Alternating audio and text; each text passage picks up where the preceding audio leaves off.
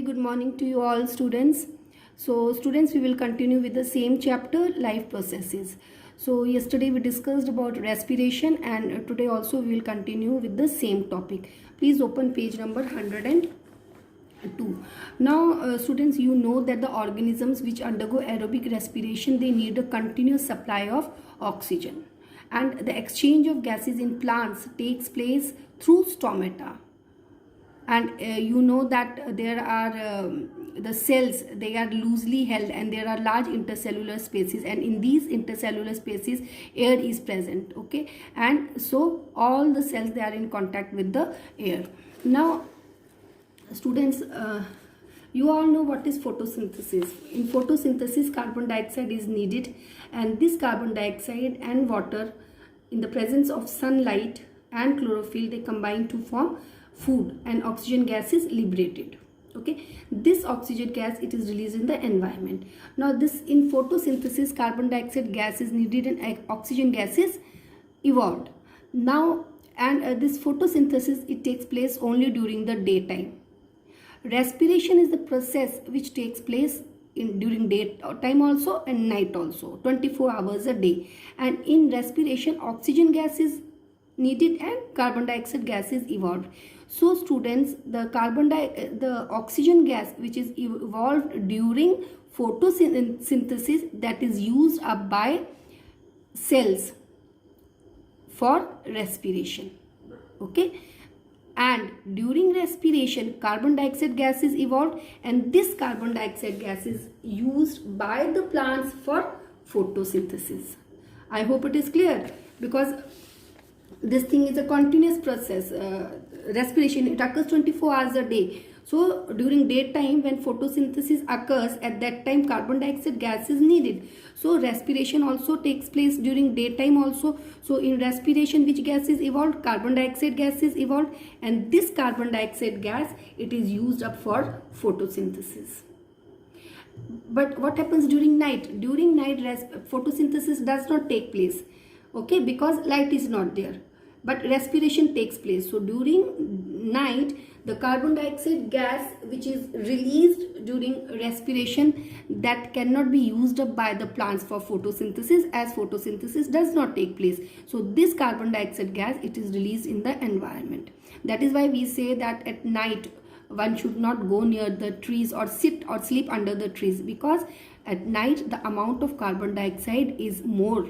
Okay, now students, you know that terrestrial organisms, they take oxygen from air, and aquatic animals, they take oxygen which is dissolved in water. Now oxygen is, small amount of oxygen is dissolved in water, or the amount of oxygen dissolved in water is low. You see here the amount. See here, since the amount of dissolved oxygen is fairly low compared to the amount of oxygen in air, so what happens? The rate of breathing of aquatic animal is faster. So because if the oxygen dissolved in water is less, what will happen? They will breathe fast to ensure the regular supply of oxygen. Okay, now students, I told you this before also, the general aim of all the processes is same, but methods are different. So all the living organisms, they take oxygen, but the organs used for taking in oxygen is different in different organisms. Okay, now in humans, there is one system which is called as respiratory system. What is this system called as? Respiratory system. What is this respiratory system? This respiratory system, it is the network of organs and the tissues, okay, which help in exchange of gases between the environment, okay, and the blood. Okay, so that is respiratory system, and it consists of following organs. Just turn page number 104 students. So this is actually, this whole, you can say, is the respiratory system, this. Okay, and this respiratory system, now it consists of nostrils, okay, Then this nostrils, it lead on top to this passage which is called as nasal passage. Just see, this nasal passage, it leads to this pharynx. Pharynx leads to this tubes which is called as trachea or windpipe. Windpipe leads to, it divides into bronchi which enters into the lungs. Okay, and inside the lungs, these bronchi divides and redivides into small tubes which are called as bronchioles. So just we'll read from here. Open page number 103. In human beings, air is taken into the body through nostrils. Okay, the air passing through the nostril is filtered by fine hairs that line the passage. The passage is also lined with mucus which helps in this process. From here, the air passes through the throat and into the lungs. Ring of cartilage are present in the throat. These ensure that the air passage does not collapse. Within the lungs, the passage divides into smaller and smaller tubes which finally terminate in a balloon-like structure called as alveoli, singular alveolus. The alveoli provide the surface where the exchange of gases takes place. The walls of the alveoli contain an extensive network of blood vessels. As we have seen in earlier years, when we breathe in, we lift our ribs and flatten our diaphragm, and the chest cavity become larger. Okay, so I will explain you till here. So just students, I told you nostrils, nasal passage, pharynx, then there is a trachea, and this trachea, it divides into two, which is called two tubes, which is called as bronchi. This trachea, it leads extends to the middle of the chest, and okay, and here it divides into two tubes which are called as bronchi, and there are two lungs. Each bronchi enters into the lung, respective lung. Okay, and inside the lung, this bronchi redivides into smaller tubes which are called as bronchioles, and these bronchioles end up in a balloon-like structure which is called as alveoli. You can see here, this is that balloon-like structure. Okay, this is alveoli, and the walls of this alveoli is very, very thin, and around this alveoli, walls of the alveoli is very thin, and it has a network of capillaries. What are capillaries? Capillaries are very, very fine tubes in which which the blood is present. Okay, so here the walls of this capillaries is also very, very thin. Okay, I hope it is clear to you. You can see here also, students, just see. Can you see? Now you can see that this is trachea. Okay, this trachea divides into two tubes which is called as bronchi, and this bronchi enters into the respective lung. Okay, now students, the top of this trachea, that is larynx, Adam's apple or voice box. Now students, all of you just touch this neck region, the throat region here with us very softly. Okay, and just move your finger here. You will feel some C-shaped ring-like structure like this. Can you feel this structure? Suppose this is, can you see? Suppose this is tube, this is trachea. So here there is this ring-like structure, ring-like cartilage. Okay, this is cartilage, and this is trachea.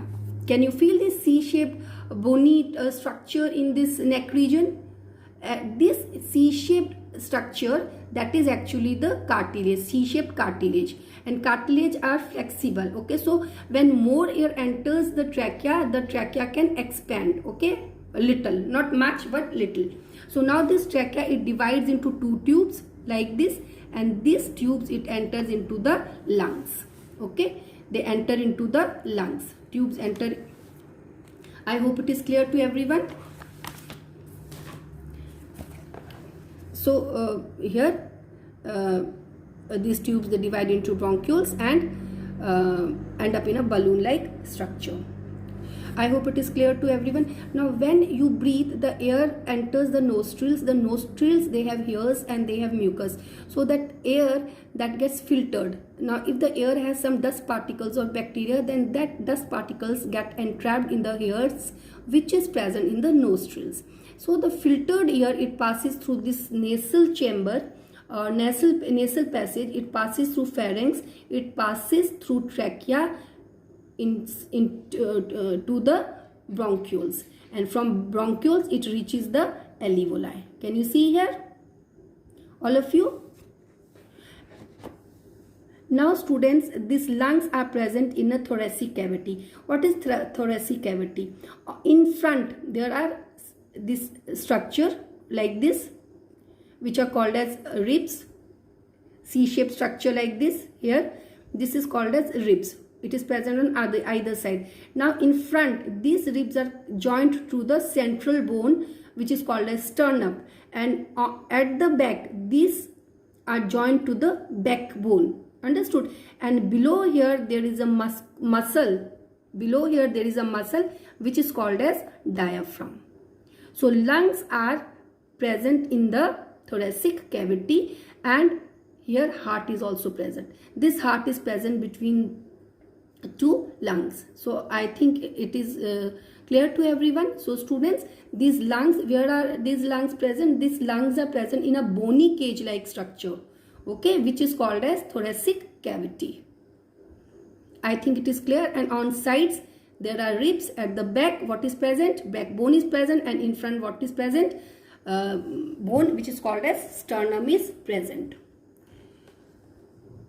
So I think it is clear to everyone. Now students, the exchange of gases that takes place between the air which is present in the alveoli and the blood which is present in the blood capillaries. Like I told you, I will just draw a rough diagram. So like in the alveoli, the air is present and that air contains oxygen. Okay, now this alveoli is surrounded by a network of very fine blood vessels which are called as capillaries, and these capillaries has blood, and blood contains oxygen and carbon dioxide, and the air which is present in the alveoli also contains oxygen and carbon dioxide. Now exchange of gases takes place between the blood which is flowing in capillaries and the air which is present in the alveoli due to diffusion. Understood? Now students, rest we will discuss in the next class. Please mark this question for homework. What are the different ways in which the glucose is oxidized to provide energy in various organisms? Okay, so this is your homework question, and we will do till here only today. Rest we will do in next class. Thank you students.